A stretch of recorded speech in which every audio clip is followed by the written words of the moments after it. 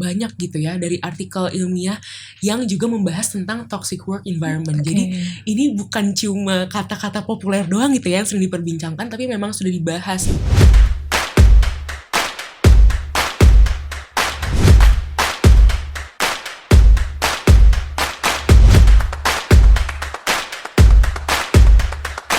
Halo Sobat Sehat, selamat datang kembali di Lini Podcast, ngobrol lebih dekat dengan gaya hidup sehat.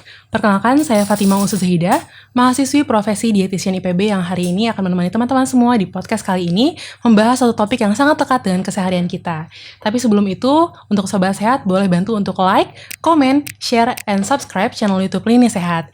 Nah, hari ini aku nggak sendirian, hari ini aku ditemani oleh narasumber kita, yaitu Kak Gina Mufida. Halo Kak Gina. Halo Kak Fatim. Aku senang sekali nih bisa ikut ngobrol hari ini bareng Sobat Sehat di podcast Lini Sehat. Perkenalkan, nama aku Gina Mufida. Aku merupakan mahasiswa profesi dietitian di IPB. Oke, baik Kak Gina. Hari ini kita punya topik yang sangat menarik nih, yaitu gaya hidup korporat bikin sekarat. Nah, gimana nih Kak menurut Kakak terkait dengan pernyataan tersebut? Wah, kontroversial tapi juga cukup menarik gitu ya topik ini, karena memang ada betulnya gitu ya. Banyak berita-berita dan jurnal yang sepertinya memperbincangkan gaya hidup tersebut, gaya hidup tanda kutip korporat yang cukup populer dan ramai diperbincangkan. Oke, betul banget nih Kak. Nah, mungkin sebelum itu boleh kita samain persepsi dulu dengan Sobat Sehat semua terkait dengan gaya hidup korporat itu apa sih? Dan kira-kira kebiasaan apa yang mungkin bisa mempengaruhi kesehatan individu tersebut sehingga dalam tanda kutip disebut sekarat gitu Kak? Oke, boleh sekali nih Kak Fatim. Jadi kalau dari yang aku sempat baca nih Kak, terkait dengan gaya hidup korporat ini, dia memang identik dengan para pekerja yang biasanya di kantor gitu ya bekerjanya, yang kebetulan memang memiliki tuntutan kerja yang tinggi dan rutinitas yang itu-itu saja gitu ya. Nah, hal ini menjadi disayangkan ketika tuntutan kerja tersebut juga tidak diiringi dengan budaya lingkungan kerja yang mendukung gitu. Misalnya dari beban kerja atau task load-nya yang tinggi, tapi tenggat waktunya itu sangat pendek gitu kan, sehingga para pekerja ini terpaksa untuk membawa pulang pekerjaannya gitu ke Lembur rumah. ya Kak? Bener, jadi lembur atau bahkan malah mengerjakannya di waktu libur gitu kan, jadi kasihan gitu ya. Nah, belum lagi nih Kak Fatim, ketika ada kasus tempat para pekerja ini jadi perusahaannya yang kurang memfasilitasi dari kualitas hidup para pekerjanya, karena banyak gitu ya dari artikel ilmiah yang juga membahas tentang toxic work environment. Jadi ini bukan cuma kata-kata populer doang gitu ya yang sering diperbincangkan, tapi memang sudah dibahas bahwa toxic work environment ini dapat menyebabkan penurunan kesejahteraan dan juga kesehatan dari para pekerja tersebut. Oke, aku setuju banget nih Kak. Dan emang ternyata isu ini tuh cukup sering diperbincangkan ya Kak, bahkan lintas generasi oleh para milenial maupun Gen Z saat ini. Karena ternyata memang ada karakteristik khas tertentu ya Kak dari yang katanya gaya hidup korporat gitu, yang tentunya sangat berpengaruh pada kesejahteraan dan juga kesehatan para pekerjanya. Iya, betul sekali nih Kak Fatim. Walau memang sebenarnya gaya hidup korporat ini bisa dibilang merupakan bagian dari isu sosial dan juga kesejahteraan pekerja gitu ya, yang tentu perlu kita pelajari lebih dalam lagi, atau mungkin juga berbincang dengan para tokoh yang memang punya expertise ya di bidang ini gitu ya. Tapi kalau dari segi kesehatan nih, memang gaya hidup korporat ini dapat mempengaruhi kesehatan, karena pertama mulai dari stres para pekerjanya yang tinggi itu bisa menjadi masalah besar, terutama ketika para pekerja ini tidak memiliki manajemen stres yang baik gitu. Mereka tidak punya toolsnya yang tepat. Kalau misalnya terus-menerus kan mereka berbahaya untuk kesehatan ya. Kedua, ketika waktu luangnya para pekerja ini memang kurang cukup gitu, dan mempengaruhi pola tidur mereka menjadi mungkin jadi tidak cukup dan juga tidak teratur. Dan para pekerja di sektor formal ini memang ditemukan itu memiliki aktivitas fisik yang rendah. Jadi mereka rata-rata menghabiskan waktu kerjanya itu hanya dengan duduk 7-8 jam sehari menatap layar. Itu kan kalau misalnya tidak diimbangi dengan aktivitas lainnya, itu kan bisa membahayakan juga. Selain itu juga pola makan yang berpengaruh juga dari stres yang tinggi, dan juga mungkin dari tempat kerjanya gitu ya, karena ada juga artikel ilmiah yang menemukan bahwa toxic work environment ini dan juga stres yang tinggi pada para pekerja itu bisa mempengaruhi kualitas dietnya menjadi buruk gitu. Oke. Jadi memang sebetulnya lingkungan kerja tuh sangat berpengaruh ya Kak ya. Karena lingkungan kerja tadi yang kurang baik, kurang mendukung, akhirnya melahirkan gaya hidup korporat yang negatif gitu. Dari stres, pola tidur kurang baik, dan juga pola makan yang tidak teratur ya Kak. Iya, betul sekali Kak Fatim. Walaupun tentunya tidak semua tempat pekerja gitu ya, dan dialami oleh semua pekerja, karena kan ada juga gitu perusahaan yang memang mendukung kesejahteraan pekerjanya, misalnya dari program employee wellness gitu ya. Tapi memang sangat disayangkan gitu, bisa berpengaruh ke kesehatan. Oke, mungkin selain dari lingkungan kerja nih, sebetulnya kontrol diri kita juga diperlukan ya Kak, supaya kita tidak terus-menerus mengikuti gaya hidup korporat yang negatif gitu. Nah, mungkin berbicara soal dampak nih Kak, sebenarnya apa sih dampak yang bisa kita dapatkan kalau kita terus-menerus mengikuti gaya hidup korporat yang negatif gitu Kak? Ya, baik Kak Fatim. Jadi kalau misalnya kita terus-menerus melakukan hal-hal tersebut ya, para pekerja ini, itu bisa memicu terjadinya sindrom metabolik. Karena memang ada penelitian nih dari Rus et al. Tahun 2023 bahwa kebiasaan-kebiasaan tersebut merupakan faktor risiko dari kejadian sindrom metabolik yang bisa khas ditandai dengan peningkatan tekanan darah, kemudian juga lingkar pinggang, dan kondisi dislipidemia yang ditandai seperti hiperkolesterolemia, kemudian juga kadar triglyceride yang tinggi, dan juga kadar kolesterol HDL yang rendah. Oke, jadi memang bisa berpengaruh tadi ya terhadap faktor-faktor sindrom metabolik gitu ya Kak. Nah terus kalau misalnya nggak segera ditangani nih Kak, kira-kira apa sih penyebab kedepannya gitu? Baik, jadi memang kalau gaya hidup korporat ini terus-menerus berlangsung, kemudian tadi dari hasil misalnya kita ikut medical check up tahunan gitu ya, dan ada tanda-tanda bahwa kita sudah mulai mengalami sindrom metabolik dan tidak segera ditangani gitu, ini bisa memicu terjadinya perkembangan beragam penyakit tidak menular atau PTM, seperti misalnya diabetes mellitus, kemudian stroke, dan juga penyakit jantung koroner. Oke, ternyata banyak ya Kak ya penyakit-penyakit dari penyakit tidak menular gitu yang bisa berpengaruh terhadap tubuh kita. Nah mungkin aku penasaran nih Kak dengan penyakit jantung koroner, karena sebelumnya juga aku pernah baca data dari Survei Kesehatan Indonesia tahun 2023 yang menunjukkan bahwasannya prevalensi penyakit jantung berdasarkan diagnosis dokter di Indonesia itu sebesar 0,85%. Sedangkan prevalensi penyakit jantung koroner itu sebesar 0,5% gitu. Sementara itu menurut SKI juga berdasarkan latar belakang pekerjaannya, ternyata banyak yang berasal dari pegawai BUMN, pegawai BUMD itu sebesar 2,04%, yang juga termasuk sebagai pekerja korporat gitu ya Kak. Nah tentunya angka-angka ini sangat mengkhawatirkan kalau misalnya kita sebagai kaum muda nggak segera sadar gitu Kak akan kesehatan kita. Nah mungkin boleh dijelaskan lebih dalam nih Kak terkait penyakit jantung koroner itu seperti apa sih? Baik, jadi memang angkanya terus meningkat ya Kak Betul. Fatim ya. Jadi kalau misalnya aku menjelaskan sedikit gitu ya terkait penyakit jantung koroner ini, memang kalau menurut Kemenkes itu diartikan sebagai kondisi ketika terjadi penyempitan di pembuluh darah kita. Jadi pembuluh darah jantung khususnya atau arteri koroner ini mengalami gangguan berupa penyempitan hingga penyumbatan yang terjadi di dinding pembuluhnya.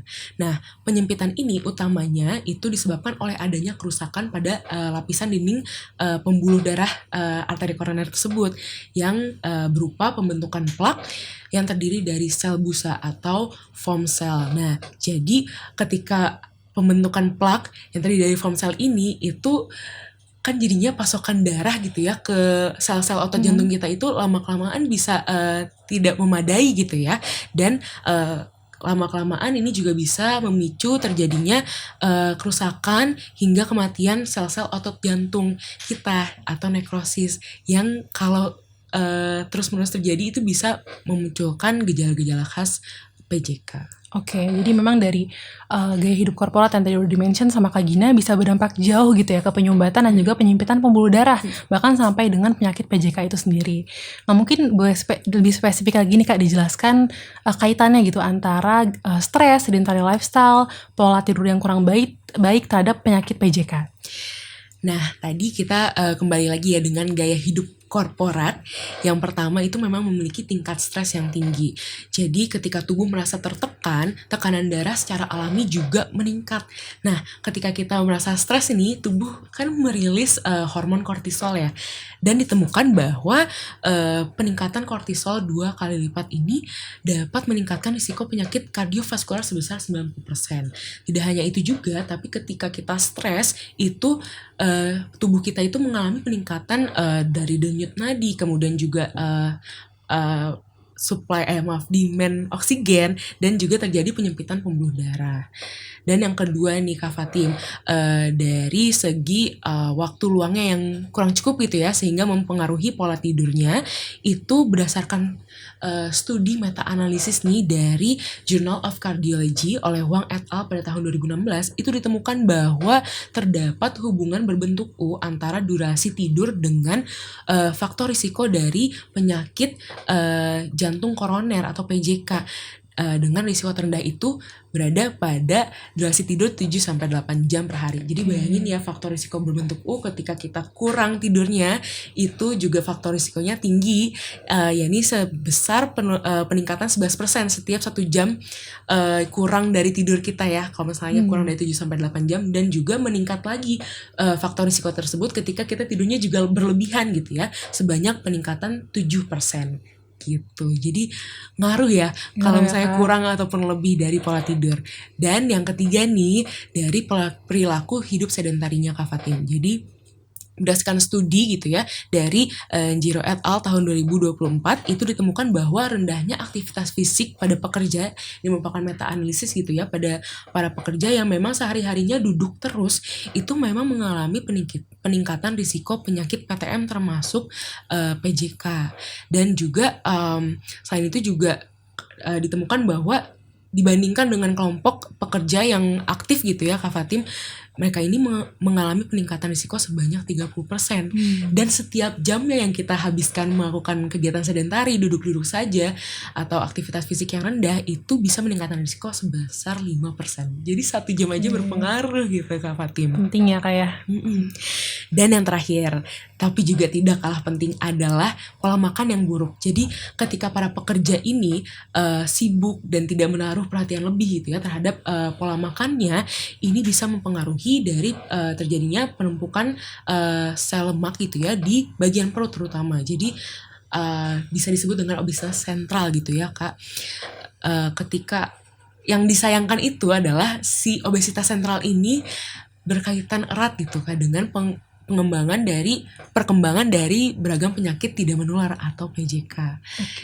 Nah, kira-kira makanannya yang seperti apa? Itu adalah makanan yang tinggi kalori, tinggi lemak, gula, dan garam atau GGL. Jadi kita harus tetap fokus dengan apa yang kita makan supaya tetap terjaga gizinya.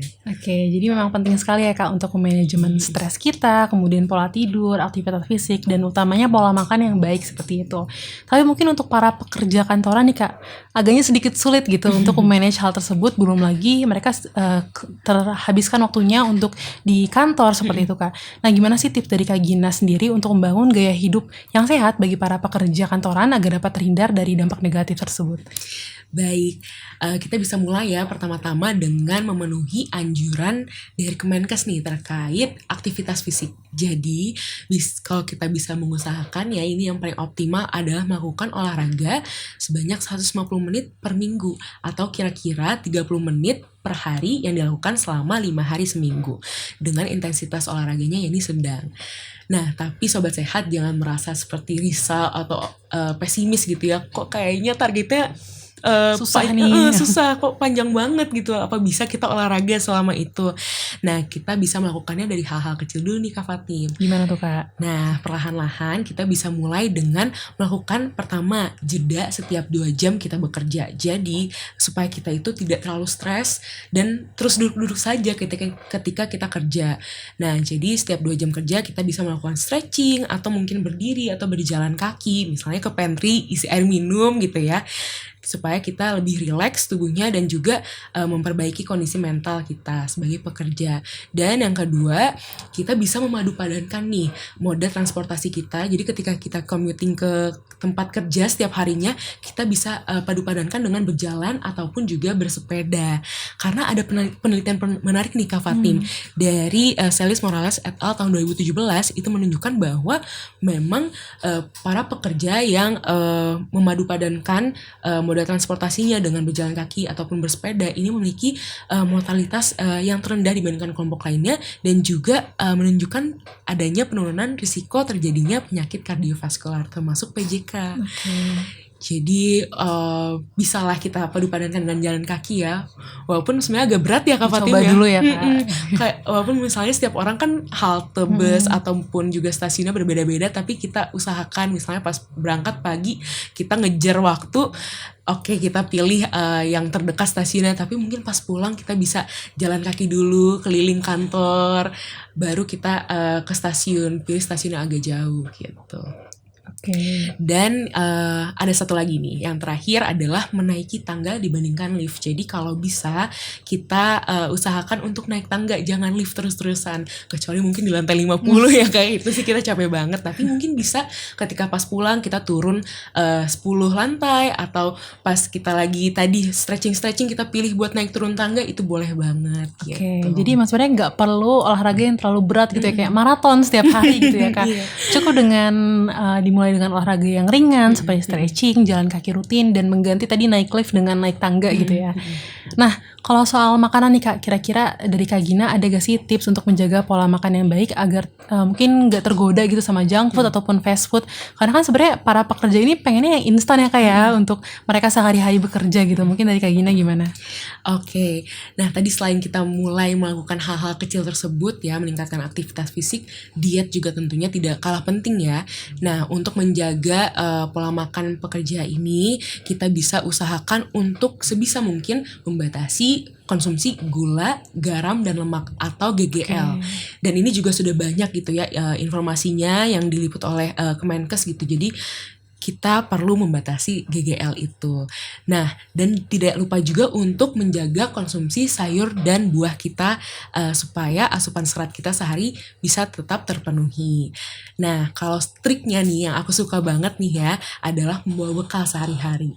Mungkin terdengar sepele gitu ya Kak Fatim ya, tapi dengan kita membawa bekal sehari-hari kita bisa tahu kan apa saja yang kita bawa hari itu, Betul. apa yang kita makan, pengolahannya seperti apa, dan itu juga menjadi trik yang bisa kita lakukan gitu ya untuk menghindari ultra processed food, kemudian juga junk food yang mungkin juga bisa mengandung gula, garam, dan lemak yang cukup tinggi gitu. Oke, aku suka banget nih Kak tipsnya untuk tadi bawa bekal dari rumah gitu ya. Selain sehat, bisa hemat juga ya Kak ya. Betul. Uang tadi yang buat beli junk food bisa kita pakai buat healing gitu ya Kak ya. Biar nggak itu. stres nih teman-teman. Kayak Betul populer Kak ya? banget ya healing. Betul, akhir-akhir healing. ini. Anak Gen Z banget ya Kak.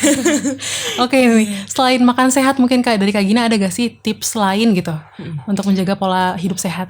Oke, tadi kalau dari aktivitas fisik udah gitu ya, makan juga udah. Nah, hal lain yang mungkin aku ingin tekankan adalah untuk minum air putih yang cukup. Oke. Jadi memang ada penelitiannya nih Kak Fatim, bahwa minum air yang cukup ini itu bisa menjaga agar metabolisme tubuh kita itu tetap optimal. Nah, dari minum air putih sendiri itu juga ditemukan dari European Society of Cardiology. Ini ada ketika mereka kongres itu menyebutkan bahwa hidrasi yang cukup itu dapat mencegah atau setidaknya memperlambat dari progresivitas penyakit jantung yang akan berujung pada gagal jantung. Jadi berpengaruh juga ya dengan progresivitas dari penyakit jantung koroner itu kalau kita minumnya cukup. Nah, kalau tipsnya dari aku, teman-teman nih sobat sehat yang bekerja jam kerjanya panjang, duduk terus tiap hari, jangan lupa untuk bawa air minum sendiri, bawa botol, supaya kita ingat ada air minum di samping kita selalu gitu ya, untuk kita minum terus, karena kebutuhannya itu lumayan banyak nih. Untuk perempuan itu kurang lebih 1,6 sampai 2,1 liter, dan untuk laki-laki itu kurang lebih 2 sampai 3 liter. Oke. Selain minum ada lagi kan mungkin tipsnya? Apalagi ya, tadi udah aktivitas fisik udah, makan udah, minum, jangan lupa untuk pola tidur nih. Ini kayaknya paling menantang ya, karena sering lembur gitu ya. Begadang ya Kak. Tapi perlu diingat ya tadi yang tentang faktor risiko perkembangan penyakit kardiovaskular termasuk PJK itu memang berhubungan sekali dengan pola tidur. Jadi jangan kurang dan jangan berlebih juga. 7-8 jam itu yang paling idealnya. Oke, ini reminder banget ya Kak buat para pekerja kantoran gitu ya. Apalagi mungkin minum aja suka kelupaan gitu ya, karena depan laptop terus setiap hari gitu ya. Dan juga terkait begadang gitu, anak muda zaman sekarang mungkin udah biasa dengan hal begadang gitu ya Kak ya. Betul banget. Oke, makasih banyak nih Kak untuk remindernya untuk kita semua. Iya, jadi itulah pokoknya jangan lupa untuk tidur, minum yang cukup. Dan satu lagi yang penting juga adalah jangan lupa untuk mengecek kesehatan kita.